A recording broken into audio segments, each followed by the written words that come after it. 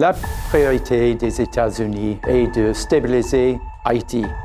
Nous, dans la communauté internationale, devons tous soutenir le gouvernement haïtien pour lutter contre les gangs.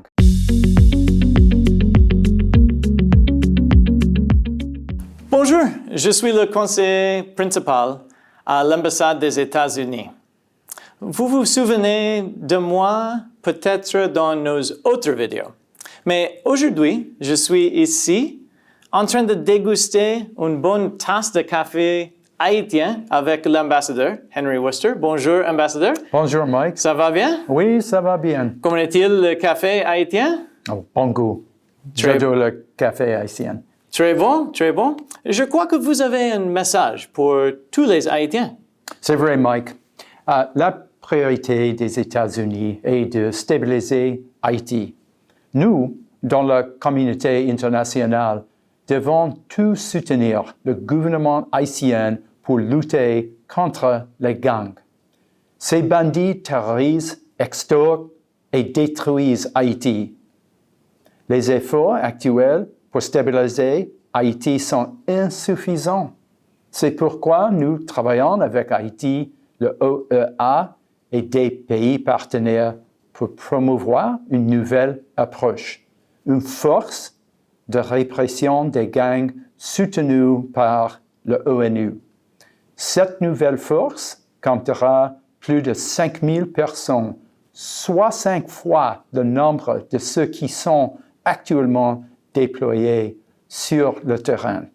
Elle disposera d'un mandat de Conseil de sécurité des Nations unies en vertu du chapitre 7 de la Charte des Nations unies, qui lui donnera l'autorité pour poursuivre les gangs de manière proactive. Le chapitre 7 confère au Conseil le pouvoir de prendre des mesures coercitives, y compris le recours à la force, pour faire face aux menaces à la paix. Et la nouvelle force disposera des fonds nécessaires pour soutenir ces opérations et assurer sa pérennité. La sécurité est essentielle pour la stabilité de l'État et indispensable pour une gouvernance légitime. Je me réjouis des dernières nouvelles concernant la reprise et la rénovation par le gouvernement de zones détruites par les gangs. Haïtiens, vous méritez la chance de façonner votre propre avenir. Des politiciens non élus et des chefs de gang ont affaibli la sécurité et la bonne gouvernance pendant trop longtemps. Alors, que sont en train de faire les États-Unis? Nous tenons les individus responsables de leurs actes, comme les trafiquants d'armes, les gens qui financent des gangs et les personnalités politiques qui encouragent l'insécurité et l'instabilité d'Haïti.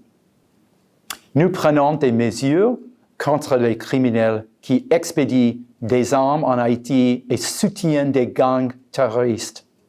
Nous avons désigné 2 des gangs les plus dangereux d'Haïti, Vivanson et Grand Griffe, comme organisations terroristes étrangères.